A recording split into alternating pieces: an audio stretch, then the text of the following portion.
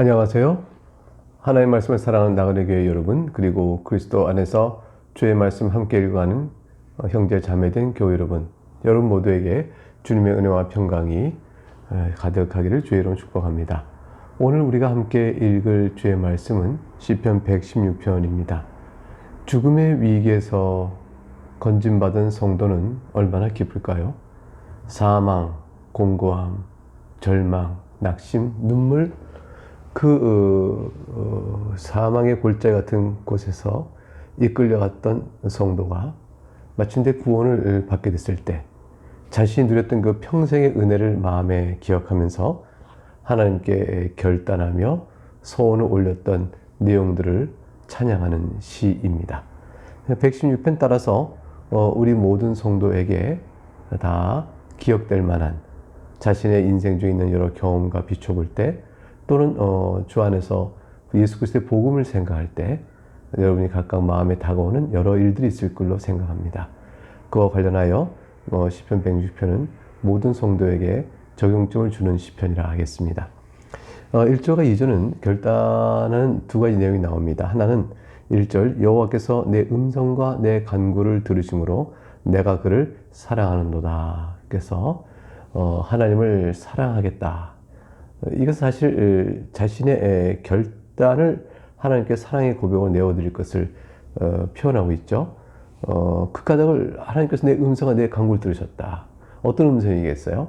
내가 고난 중에서, 절망 중에서 신음할 때 내 음성을 들으시고 거기서 구원해 주기를 간구했겠죠. 그를 들어주시는 하나님께 내가 주 앞에 사랑을 내어드립니다 라는 내용이고요.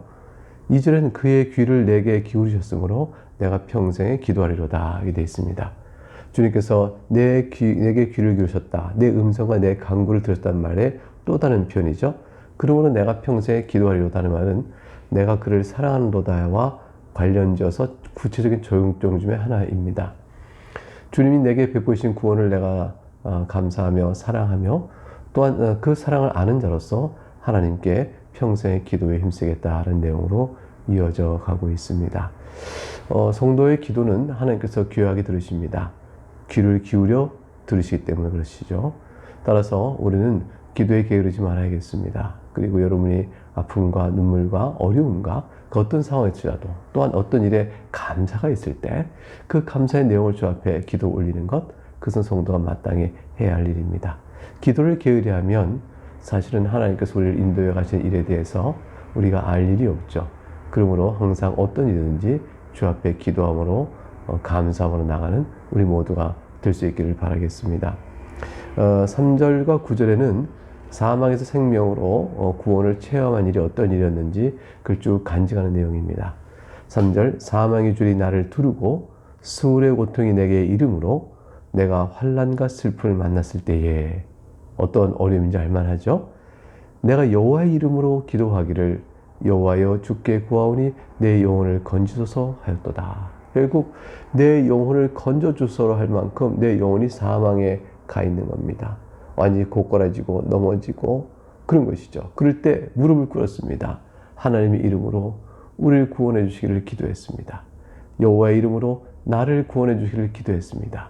결국 우리와 나를 기울이기를 기도하는 교회를 위한 기도요, 자신을 위한 기도요, 이 기도 속에서 하나님의 말씀 들으셨죠? 그래서 내 영혼을 건지셨다 이렇게 고백합니다. 5절에 여호와는 은혜로우시며 의로우시며 우리 하나님은 긍휼이 많으시도다. 하나님께서 내 기도를 들어주신 까닭, 그리고 나를 그 간구를 들으시고 나를 구원해 주신 까닭은 오직 하나님께 있는 겁니다. 내 안에 어떤 자랑과 의의나 또는 주님께서 그런 것을 베풀어 주시길 기다릴 만한 어떤 이유가 있지 않고 오직 여호와의 은혜로우심, 여호와의 의로우심, 여호와의 긍휼의 풍성하심, 그것으로 바탕으로 하여 우리에게 그런 은혜를 베풀어 주십니다. 그러니 여러분, 하나님의 은혜를 구함에 있어서 여러분이 무엇을 내어드릴 것이 없어서 은혜를 구하지 못하겠다는 말씀하지 마시고요. 내가 불의하기 때문에 하나님께 나가서 도움을 구할 수 없다고 하지 마시고요. 회개하고 주 앞에 나가면 됩니다. 그리고 원수가 너무 강하니 내가 여호와께 구하지 못하겠다 하지 마십시오. 하나님은 의로우심으로 불의를 참지 않으십니다. 하나님은 긍휼이 많으십니다. 내가 하나님 앞에서 이 비참한 모습에서 죄인된 모습을 어떻게 하나님께 구할고 하지 마십시오. 하나님은 긍휼이 풍성하십니다. 그리고 여러분 형편이 어떠하든지 은혜로우시고 의로우시고 긍휼이 풍성하신 하나님께 나아가시면 됩니다. 6절에 하나님께서는 순진한 자를 지키신다고 되어 있습니다. 내가 어려울 때 나를 구원하시다고 되어 있죠. 순진한 자는 누구냐면 단순한 자입니다. 즉 하나님의 말씀이 그러하다면 내가 그걸 받겠습니다 라는 자가 순진한 자예요. 따라서 어리석죠. 세상을 볼 때는 따져보고 판단하고 비판하고 성찰해야 되는데 이 자는 하나님의 말씀이 그렇게 되어 있으면 하나님 그러실 거야 라고 믿는 자입니다. 지혜의 말씀에 하나님의 말씀을 그대로 받아들인 자, 그런 자가 순진한 자입니다. 이런 자를 주님 지키신다 했으니 주의 말씀을 달게 듣는 자죠. 내가 어려울 때 나를 구원하셨습니다. 그러고 7절에 찬양이 나옵니다. 내 영혼아 네 평안함으로 돌아갈지어다. 여호와께서 너를 후대하심이라. 그 자기 심령을 향하여 자기가 외칩니다. 주께서 내 영혼을 사망에서 내 눈을 눈물에서 내 발을 넘어지면서 건지하셨나이다. 여러분 보세요. 내 영혼을 사망에서 내 눈을 눈물에서 내 발을 넘어지면서 각각 인간의 영혼, 눈, 발을 부분적으로 묘사하면서 관련된 고통을 설명했죠. 발은 넘어질 때 고통스럽고 눈엔 고통스러운 눈물이 가득 찹니다. 영혼은 사망에 잠잘까 두려워하는 것에부터 건져주신 것이죠. 그렇게 되니까 9절에 내가 생명이 있는 땅에서, 즉 사망에 죽은 자들이 있는 음부가 아니라 아직 살아있는 이 생명의 땅에서 여호와 앞에서 행하리로다. 여호와 앞에서 진실하고 경건하며 의로우며 하나님을 찬양하는 삶을 살겠습니다 라고 말하는 것입니다. 여러분 성도가 그리스도 안에서 구원을 받을 때 결국 우리의 고난의 눈물을 다 닦아주시고 우리 영혼을 사망에서 건져주시고 우리의 발걸음을 죄악 가운데 다시 미끄러지지 않도록 넘어지면서 건져주신 여호와를 생각할 때 우리는 어떻게 해야 되겠습니까? 진실하고 의롭고 경건한 삶을 살면서 하나님을 찬송하는 삶을 살지 않겠어요? 오늘 시편의 내용이 바로 그것을 설명하는 것이죠. 그래서 10절부터 19절까지 가게 되면 평생 내가 찬양하겠다. 이걸 다짐하는 소원을 올려드립니다. 10절 내가 크게 고통을 당하였다고 말할 때도 나는 믿었도다. 내가 놀라서 이르기를 모든 사람이 거짓말쟁이라 하였도다. 내가 크게 고통이 있을 때도 나 하나님을 그저지 믿고 나갔다는 것이죠. 내가 큰 고통이 있을 때 누구를 의지하겠습니까? 하나님입니까? 사람입니까? 11절에 내가 놀라서 이르기를 모든 사람은 거짓말쟁이라 했던 것은 뭐냐면 사람을 의지할 수가 없다는 거예요. 사람은 못 믿을 자라는 것이죠. 왜냐하면 사람은 항상 실망시키거든요. 따라서 사람을 의지할 수가 없습니다. 그러나 나는 아무리 큰 고통이 있더라도 나는 믿었습니다. 누구를요? 하나님을 믿었습니다. 하나님만이 영원히 신실하게 우리를 붙들어 주실 전능하시며 지혜로운 분이시기 때문이죠. 그래서 12절에 주님을 의지했더니 주님께 베푸신 은혜가 너무 큰 겁니다. 내게 주신 모든 은혜를 내가 여호와께 무엇으로 보답할꼬? 여러분 무엇으로 보답할 게 있어요? 13절 답이 나옵니다. 내가 구원의 자를 들고 여호와 이름을 부르며 구원받은 그 은혜의 기쁨을 감사하면서 하나님의 이름을 부르며 14절 여호와의 모든 백성 앞에서 나는 나의 소원을 여호와께 갚으리로다. 하나님께서 내가 주를 찬양하겠습니다.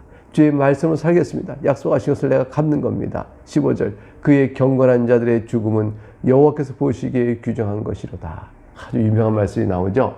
이 경건한 자의 죽음이라는 것은 성도의 죽음을 의미하는데 성도의 죽음은 죽음의 문턱 앞에서 탁 이랬을 때 악인들은 멸망으로 멸시하고 보잘것없이 하나님 버리십니다. 그러나 여러분 말이죠.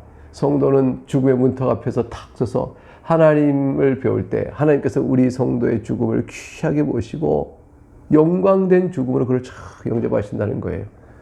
그래서 죽음의 순간에 악인들은 버림받는 것이고 의인들은 건진벌을 받습니다.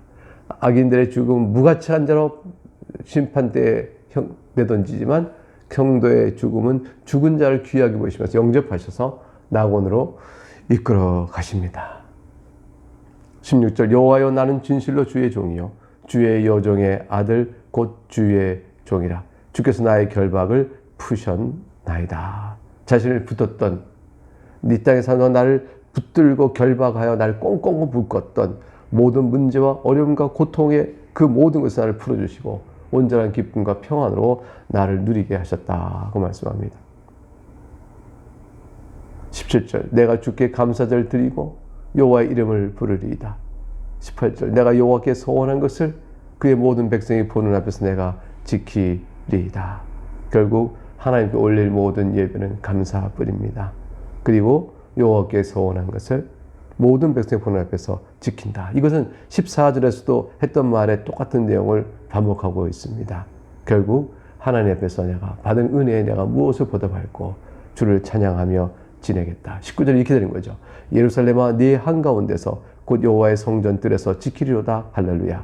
성전 뜰에서 예배하지 않겠어요? 제사 드리지 않습니까? 근데 제사 드릴 때 예배할 때마다 하나님 베푸신 은혜를 기억하고 여호와 이름을 부르며 찬송하고 또 하나님 앞에 살아가겠다고 약속했던 소원을 지켜갈 것을 결코 잊지 않겠다라고 말합니다. 예배 때마다 그 은혜를 환기하고 찬송하는 것이죠. 그리고 생명이 있는 땅에서 내 인생을 사는 동안에 이 일을 한 번도 게으르지 않고 주 앞에 나가는 그런 예배에 대한 소원을 올리고 있는 것입니다. 사랑하는 교우 여러분, 여러분 모두도 어떤 형편에 있든지 하나님께 예배로 나가는 이 큰 소원, 이 여러분의 결심, 이것을 지켜나가시고 그 가운데 주를 주께서 여러분께 베푸신 은혜를 기억하면서 힘껏 감사함으로 찬송 올리는 여러분 될 수 있기를 주의 이름으로 축복합니다. 네, 오늘은 여기까지 보고 내일 다시 뵙겠습니다. 감사합니다.